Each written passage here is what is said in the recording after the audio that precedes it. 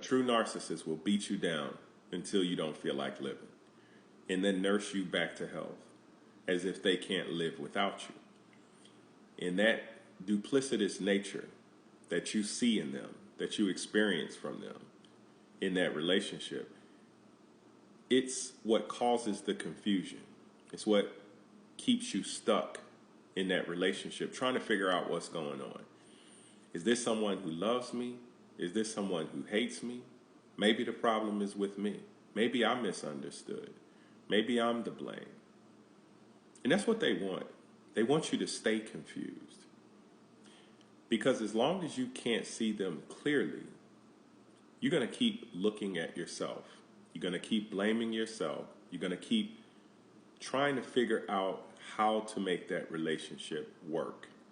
And that's the trap. That's the game.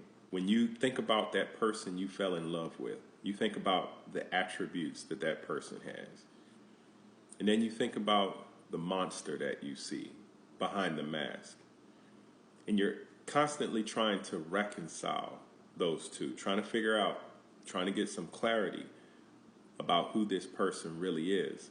And none of it adds up until you truly understand the nature of this person. What is it that motivates them? What drives them to do the things that they do? And that's always about them protecting their fragile, fragmented ego. It's always about maintaining the fantasy world, keeping the fantasy world intact.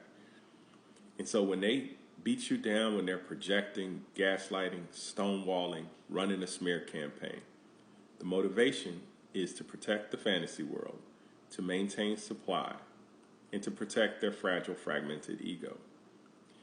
And when they're boosting you up, nursing you back to health, telling other people you're a great person, it confuses you. But again, it's because they're protecting their fragile ego and they're protecting the fantasy world.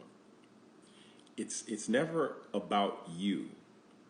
If they're praising you to someone else, more than likely it's because they're in competition with that person. And they want that person to perceive them as being better than them.